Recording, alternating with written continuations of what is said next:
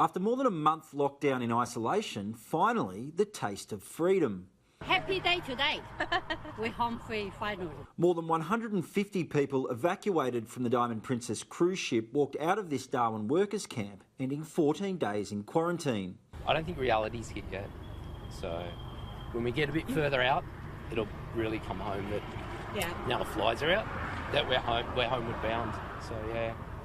I think I'm going to cry. Before being flown into Darwin, these passengers had spent another 2 weeks locked in their rooms aboard the cruise ship, where more than 600 people tested positive to coronavirus. 45 days, that's a long trip. 45 days. We buy one and get 2 free.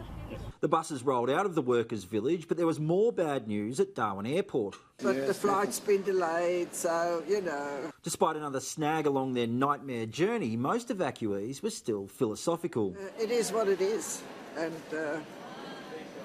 that's the life. Suck it up. That's life. The delay a chance to taste something they'd been deprived of for the past 2 weeks. I tell you, it's mother's milk. And there was one brand of beer proving particularly popular. COVID-19 beer. I reckon it still tastes pretty good. You won't believe how good it tastes. Which one of those do you need more, mate? This one. I've been drinking that much water, it's running out my ears.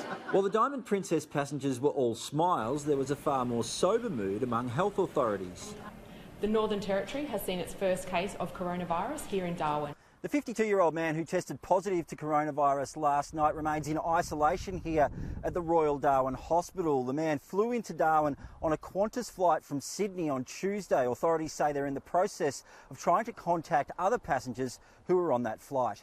Arrived in Darwin Tuesday lunchtime, drove himself to Woolworths in town for a brief visit and then went to the Ramada Hotel. But almost 16 hours after the case was reported in the media, the hotel was still waiting for answers from the health department. And with no name, they don't even know which room he stayed in. So we've been going through all our records to try and find out who this mystery person is.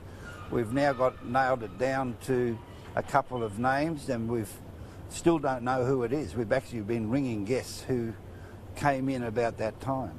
Matt Cunningham, Sky News, Darwin.